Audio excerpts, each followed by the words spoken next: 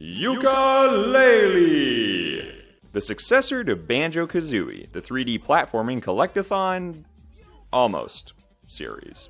Made by ex-members of Rare, now known as Playtonic, thanks to the fans, Yooka-Laylee raised over $2 million on Kickstarter. Released on April 11th, 2017, it didn't get the reception we expected. Some say it's a fun callback to the 90s, others say it's a clunky, outdated mess. Others are pretty mixed, saying that some aspects are wonderful, while others are clumsy and unpolished. Some say Playtonic delivered exactly what they promised. Others just don't like it, plain and simple. Members of Playtonic have said that one of their goals with this game was to bring back the best aspects of their previous games, while updating certain parts. But how updated is it as a whole? Unlike the most successful 3D platformers of this century, these games have a fairly non-linear approach, mostly having the players self-navigate through open levels without a map or task list. Did Yooka-Laylee evolve the Collectathon genre at all? Or is it an outdated design with a fresh coat of paint? Are people using the term outdated as a buzzword without being specific enough? Can Collectathons thrive in the modern age? We're going to take a look at Yooka-Laylee and its genre, 3D platforming Collectathons. This isn't a traditional review of the game, more so an analysis to determine if games like this can succeed in the modern age. So, let's dive in. If you're a fan of the early 3D Mario titles, Banjo, DK64, Spyro, Jak and Daxter, or even Spongebob Battle for Bikini Bottom, chances are you've heard the term Collectathon. What is a Collectathon, and how is it different from your typical platformer? The best definition I could find comes from Daniel Hine at The Artifice. There was once a time where collection in video games was not just an element of the game, it was the main point of the game. Players would enter different parts of the world and collect as many objects as they could in order to reach the end of the game. These games are unofficially referred to as Collectathon games. Let's do some comparing. Crash Bandicoot and Super Mario 64. Every level in Crash is more or less a straight line. Get from point A to point B and avoid obstacles, like most 2D platformers, except the camera is right behind your bodacious Bandicoot booty.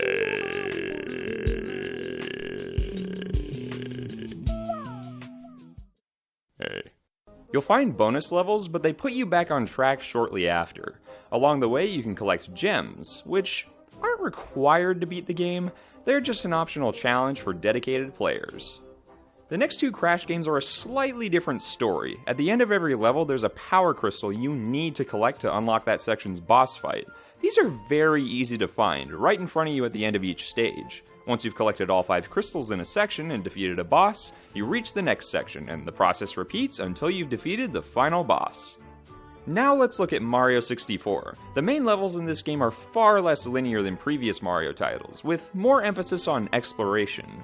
There are the occasional linear obstacle courses, but there are far less of them this time around.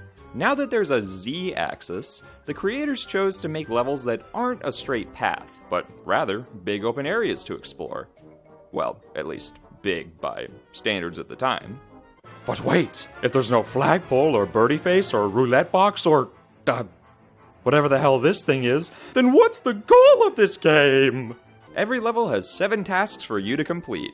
Once you've completed a task, you'll get a Power Star. Collect at least 70 of 120 stars to fully progress through the hub world and unlock the final boss level. What's nice about this formula is that, while you have to progress through each section of the hub in a specific order, you're given a fair amount of freedom. Often you can collect the stars in whatever order you want, and you can even avoid some levels entirely, if you prefer. So, what are the differences between these two games? Crash Bandicoot has linear levels, no collectibles are needed to progress, and a linear world map. Super Mario 64 has open levels, stars are needed to progress, with a semi-linear hub world. Remember, a collectathon is when collecting a certain number of items is the main objective. So, while Crash has plenty to collect, it isn't required to win. There aren't any doors that say, "You must have collected 500 Wumpa Fruit to fight the final boss." Mario, on the other hand... Why is there a giant walrus in the castle? It's scary. So, I wouldn't call Crash a collectathon. Are its sequels collectathons? Maybe. Perhaps we can call them linear collectathons, whereas Mario 64 is an open collectathon.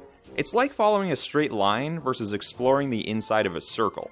Mario 64 pioneered the 3D Collectathon. Banjo drew heavily from it, and Yooka draws heavily from Banjo. Speaking of, let's get back to Yooka-Laylee. Let's see what some critics have said. Yooka-Laylee is a nostalgic, old-school adventure, but it's too retro for its own good. Frustrating game mechanics, annoying boss fights, and the complete lack of guidance become infuriating as the game progresses. The end result is a game that ultimately recreates some of the most glaring flaws of the source material. It pads playtime with demanding an arbitrarily high amount of plot trinkets to proceed. It retains floaty and unsatisfying combat, and it generally fails to build up the foundation of the original game.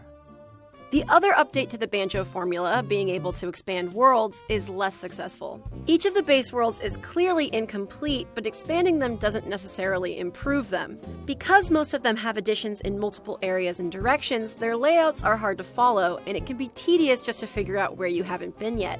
The snow level in particular is broken up into a bunch of areas that connect in bizarre ways, and even after several hours exploring it, I'm not entirely sure which caves connect to which parts. For someone who hasn't played a 3D platformer since the Mario Galaxy series, the scale and lack of an in-game map was intimidating, yet really exciting. Not having to rely on marked objectives and trying to figure out how to navigate through each environment was refreshing, something I miss from titles today.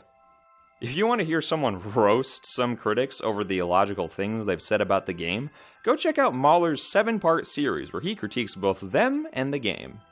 There's one thing that not many open collectathons have: a map.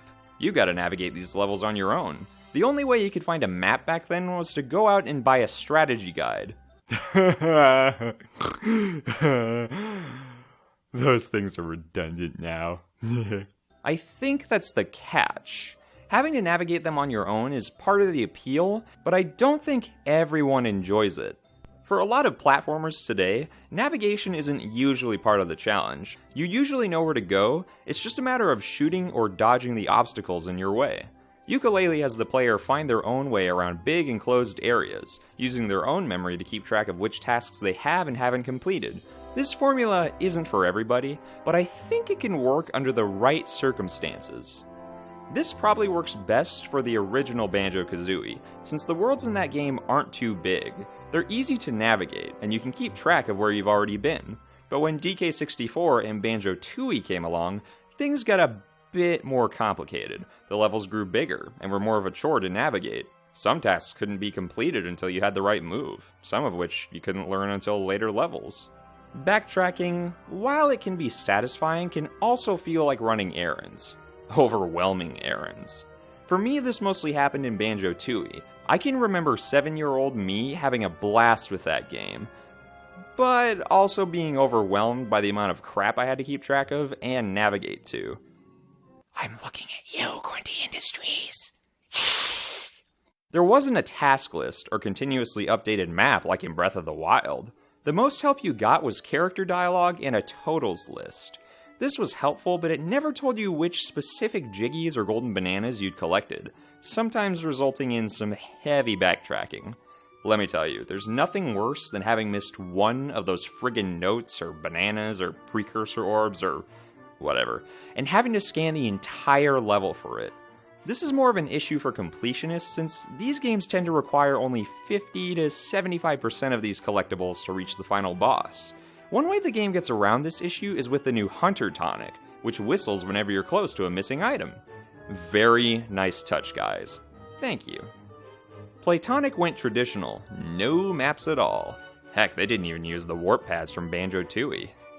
Note to Playtonic, please bring those back. But they did introduce a new feature called World Expanding. When you enter a world for the first time, it'll be small, or have a lot of areas blocked off. This was done because many complained about the overwhelmingly large levels in Banjo-Tooie. Once you've gone through and combed an entire level pre-expansion, you'll get a good feel for the area. Then when you choose to expand it, you'll have a better idea of where you haven't gone yet. The catch is, not counting the hub, there are only 5 levels in Yooka-Laylee, whereas most of these games have around 8. While some are disappointed with a lower number, I see an upside to it. Whenever you make a sequel, it's nice to have new types of environments for the levels, because it keeps things fresh. Playtonic will be able to save any unused locales for future games, so they won't have to retread old ground as much. Unlike recent Mario games, which almost never introduce new environments. Though I will say, 3D World and Odyssey were steps in the right direction. Odyssey. Odyssey. Odyssey. In the smaller levels, navigation isn't as much of a challenge. However, even as a grown adult, I found myself struggling a bit to navigate Glaze Glacier. Pre-expansion, remembering which caves went where was a little bit tricky at first. But post-expansion, you get the Icymetric Palace. As much as I love this part of the world, it's also a bit of a labyrinth. Remembering which doors you haven't been through can be a bit irritating. Heck, I completely missed one of the doors my first time going through here. And when I found it, I said, "What? Really? It was right there? How the hell did I miss that?" Maybe they should have color-coded each section, or put a torch above each door, so that once you've gone through and collected everything, it would light up, signaling that you're done there. I don't know. People are gonna have their own experiences with this kind of game design. Some are okay with not having as much guidance, whereas other people just want to get straight to the challenges. Jak and Daxter, on the other hand, does have a task list. This is great because it doesn't tell you of any tasks until you've found them, and then it updates when you've completed the task. It helps players stay organized and on top of things, so that they won't be wandering for an hour or two completely stumped on where they need to go to next. Odyssey. Odyssey. Odyssey. So, why didn't they put a task list in Yooka-Laylee? Probably to stay true to the source material, but I think it would have been a nice addition. Today, it's as easy as ever to seek help, with walkthroughs, IMing your friends, forums, etc., so maybe there's nothing the developers need to add. But I think this is where quills could have been used effectively. If I were in charge of this game, I would have employed a similar system, with an extra twist. Remember how the star menus from Mario 64, Sunshine, and Galaxy give you a written hint for each task? What if your task list gave you the option to use quills to purchase these hints? This way the player will still need to navigate the level on their own, but they'll have a better sense of direction. In the second half of the game, I couldn't help but feel that collecting quills, while satisfying, felt a bit pointless. Once I purchased all the moves, the only use they served was to give you a pagey for collecting all 200 in a level. So not only could this give quills more purpose, it could give players help if they wanted. I'm no expert game designer, maybe there's something I'm missing here, but I think this might be worth messing around with. It could help keep mapless collectathons relevant in the modern age of minimaps, beacons, and task lists. Odyssey. Odyssey. Okay, fine. Super Mario Odyssey! So, 6 months after Yooka-Laylee's release, a new sandbox Mario game was released. The first one since Super Mario Sunshine, 15 years prior. This video you're watching, I wrote most of it in the months leading up to Odyssey's release. Yeah, 2 years ago, I know, I slacked on this, whatever. And little did I know, Odyssey would implement a system kind of similar to what I came up with. I am an oracle. Correct me if I'm wrong, but Odyssey is probably the most polished, modernized collectathon platformer ever made. It's not my all-time favorite, but it's pretty damn well made. Rather than 120-ish MacGuffins to collect, there are roughly 1,000 of them. The trade-off is that most of them can be found by completing smaller, quicker tasks. Plus, you aren't kicked out of the level whenever you find one. Similar to Yooka-Laylee, except there's no hub world this time. As for the hint system, well, this time there's a map and warp spots, and a task list, and a hint system, and a location hint system. You know what? They work well. Like I suggested, they're completely optional, but very helpful. Odyssey is living proof that hint systems like this can be used without ruining the fun of collection. So, I've done a lot of talking about whether or not collectathon platformers can thrive in the modern age. But Mario Odyssey came along and answered that question for me. Yes, they can. The hint systems aren't the only reasons why I and many others like Odyssey more than Yooka-Laylee. Odyssey had a much bigger team, more resources, more money, and as a result is far more polished. It controls better, has more imaginative level design, and the capture feature. Though you could argue that they borrowed that idea from Kirby. Yooka, on the other hand, has that special rare brand of magical atmosphere, goofy sound effects, British humor, and nostalgic music. Now don't get me wrong, Mario is absolutely nostalgic, but we get a new mainline Mario game every 2 to 3 years. We never run out of Mario magic. For me, there's something a little extra special about experiencing this wonderful rare magic that we've been deprived of for so many years. It's almost unfair to compare the two, considering one is a AAA Nintendo title and one is an indie title. But I still think that Yooka's potential sequel can learn a lot from Mario Odyssey, just like Banjo-Kazooie learned a lot from Mario 64 20 years ago. It's true that open 3D platformers have seen a drought for the past decade. Leave it to Nintendo and Playtonic to come out and prove that not only are these games still viable in the modern age, but people want them. If the 3-hour backers list doesn't convince you of this, then I don't know what will.